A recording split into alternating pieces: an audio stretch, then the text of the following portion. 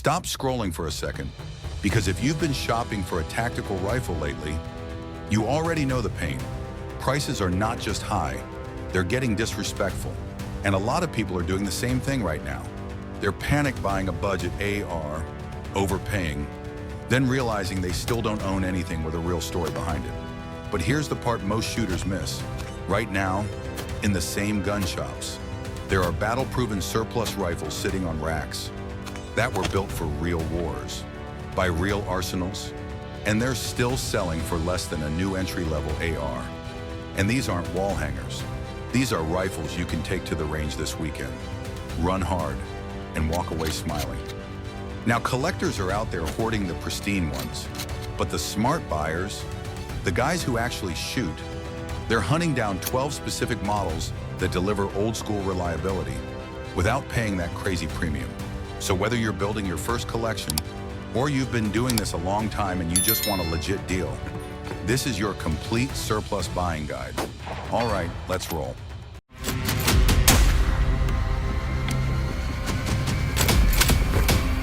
Number 12, Mosin-Nagant M913. Man, remember when you could walk into a gun show and snag a Mosin for 79 bucks, and it came with a whole Spam can of ammo? Yeah, I miss that era too. Now those days are gone, but don't write the Mosin off, not yet. The M913. Oh, it's still out there. And sure, prices have crept past that $300 line, but it's still one of the most obtainable surplus rifles on planet Earth. The Soviets made an absolute ocean of these rifles, from 1891 all the way into the 1960s. And that massive supply is the whole reason we can still find them today. They shoot 7.62 by 5.4R. That cartridge has real authority. Think in the same class as .308 Winchester Energy, and it's still one of the easiest surplus calibers to track down. That cheap steel case stuff is everywhere, and if you want to hunt with it, you can still get quality modern loads too. Now let's be real, the Mosin is crude. That bolt can feel like you're stirring a bucket of concrete.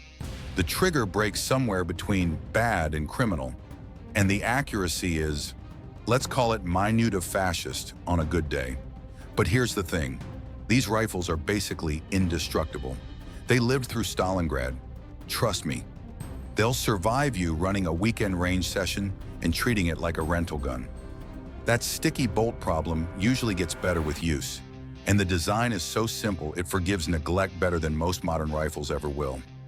For a new surplus shooter, the Mosin is the perfect gateway drug. Just keep your expectations realistic and learn to appreciate that brutal Soviet engineering. Number 11, Turkish Mauser M1938. Want the legendary strength of a Mauser 98 action without paying the insane German collector prices? Then you need to be eyeballing the Turkish M38.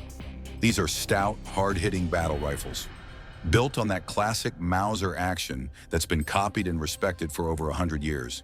They're chambered in 8mm Mauser, and yeah, they hit. We're talking in the same class as .306, with a little extra shove depending on the load in the rifle. Ottoman and Turkish arsenals cranked these rifles out for decades. Then big import waves dumped them into the American market. And what surprises people is the consistency. A lot of these still have matching numbers. A lot of them still have decent bores. Even if the exterior finish looks a little tired, that 23-inch barrel makes them handier than you'd expect. But the recoil is a constant reminder. This was built for war, not for a gentle day punching paper. Ammo is not a problem. 8mm Mauser surplus is still pretty affordable. And modern hunting loads are on shelves in most gun stores. For around $400 to $500, you're getting a rifle built on the action that basically defined the 20th century. And a nice bonus, the bayonet lug is usually still there, and plenty of them even show up with the original spike bayonet.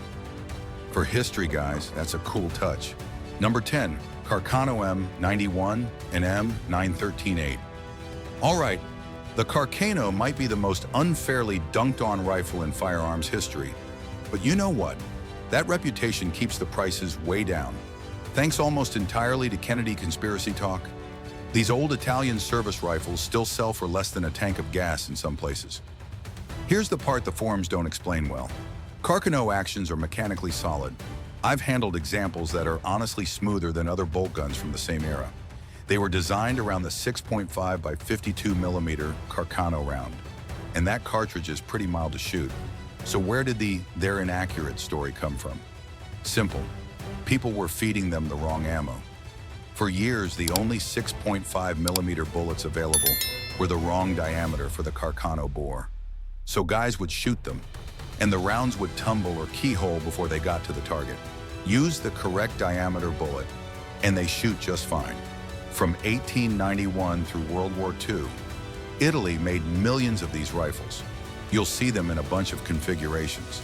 But the M913 8-short rifle is probably the best all-around balance. The cavalry carbines are ridiculously compact, and they've got those cool folding bayonets.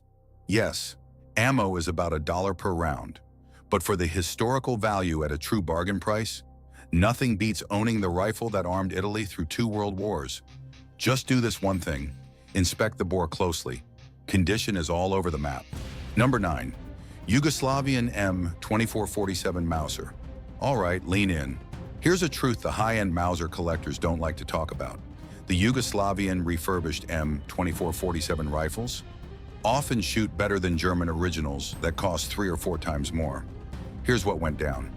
After World War II, Yugoslavia took their older M24 Mauser actions and rebuilt them to extremely high standards.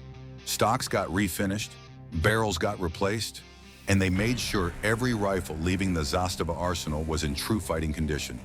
The result, probably the best quality to price ratio in the entire surplus world. You get that famous controlled feed Mauser action chambered in the hard-hitting 8mm Mauser cartridge. That 2-stage military trigger is often surprisingly crisp, and I've seen these shoot 2 to 3 MOA with good ammo, which is excellent for a service rifle. The Yugo crest and forced match serial numbers tell the rebuild story, but don't let that scare you. It's a sign of quality control. Bores are often pristine. A lot of them were preserved under thick cosmoline for decades. For $450 to $600, you're getting a rifle that can outshoot plenty of brand new hunting rifles sitting on a big box rack. This is the Mauser Smart Buyer's Chase. Number 8. Czechoslovakian 5Z24 Mauser. There's a reason Czech gunsmithing has that world-class reputation, and the VZ24 is the proof. A lot of folks call it the finest Mauser variant ever produced, and once you handle one, you get it. These rifles have craftsmanship that honestly makes some German K98 rifles look a little jealous.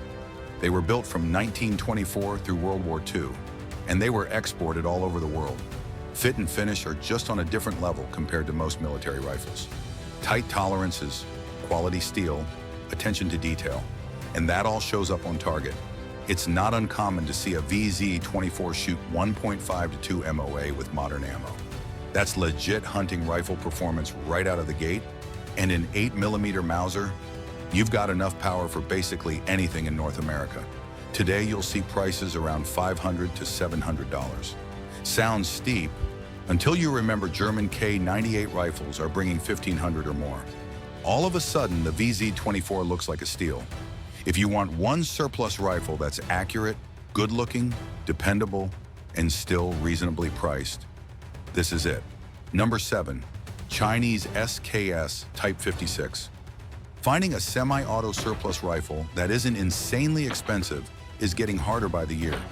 That's why the Chinese Type 56 SKS is such a rare win these days.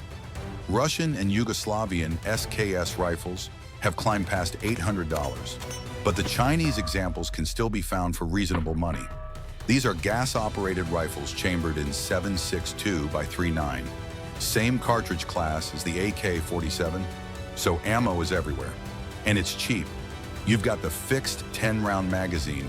It loads with stripper clips, and once you get the rhythm down, they're faster than people expect. Definitely faster than any bolt gun. Chinese SKS rifles are famous for being brutally reliable, not famous for being pretty. Finish can be rough.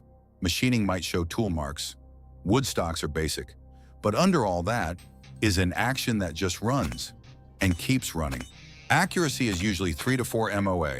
Totally fine for minute of man at practical distances, But let's be clear, this is not a target rifle. And please, if you buy one, resist the urge to bubba it. Don't toss it into a cheap Tapco stock. Don't slap on a junk optic. Original rifles are getting harder to find, and they deserve better than that. For $400 to $600, you get a rifle that works for hunting, home defense, or as a truck gun you don't have to feel bad about. Number 6. Spanish M 1916. Mauser. Spanish Mausers get confusing. There are a bunch of variants, and that confusion is exactly why sharp buyers can still find deals. The M 1916 short rifle is a ton of value. Originally, these were chambered in 7x57mm Mauser, and that cartridge is one of the best hunting rounds ever designed. But here's the twist. In the 1950s, Spain converted many of these rifles to 7.62 NATO. So the same rifle model exists in two calibers. The 7.62 NATO versions have the obvious advantage. Cheap ammo, easy to find, but you must verify the chambering. Mixing them up is extremely dangerous. The original 7x57 is arguably the better hunting cartridge, but it costs more to shoot. These rifles are handy, quick-pointing carbines with solid Mauser actions. For about $400 to $500, you're getting a real deal, mostly because caliber confusion scares off casual buyers. Do your homework, confirm the chambering, and you've got a legit bargain Mauser. Number 5. Swiss Schmidt Ruben K11. Everybody talks about the Swiss K31, and yeah, there's a reason. But the earlier K11 gives you about 90% of that performance for around 60% of the price. Swiss engineering is on full display here. That Schmidt Ruben straight pull action is buttery smooth. It makes a traditional bolt gun feel like farm equipment. You pull straight back, you push straight forward, no bolt handle rotation. And once you try it, it's addictive. The K11 served from 1911 until the K31 replaced it in 1933. It's chambered in 7.5 by 55mm Swiss. And accuracy. Man, these rifles can embarrass brand new hunting rifles. The Swiss demanded precision, and it's common to see a K11 shoot 1 to 2 MOA. Ammo costs more, but it's still available through specialty makers. And with K31s pushing close to $1,000 now, the K11 sits in a sweet spot at roughly $500 to $700. If you care about pure accuracy and you want something different, this is your rifle.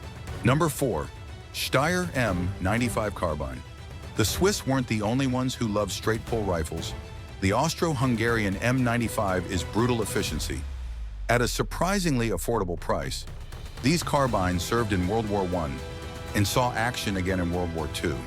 The straight-pull system is different from the Swiss design, but it's just as fast. Now here's the catch. M95s are chambered in 8x56mm R. That ammo is obscure. It's hard to find, and it's expensive.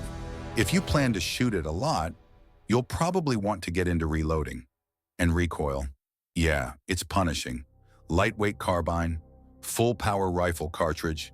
It is a true shoulder thumper. Even so, the rifle is rugged, reliable, built like a tank. For $300 to $450, you're getting a genuinely unique chunk of history, a straight pull battle carbine from the Great War. Ammo limits practicality, but as a historical shooter, it's an unbeatable value in the weird military rifle category. Number 3. Lee Enfield. Number 4. Mark I. British engineering did something special with the Lee Enfield, and the number 4 Mark I is the high point of that platform. Prices have gone up. Expect $600 to $800 for a solid one, but they're still out there. That smooth rear-locking bolt is famous for speed and the Mad Minute, where trained riflemen could fire 30 aim shots in 60 seconds. That wasn't just a tall tale, that skill set was real.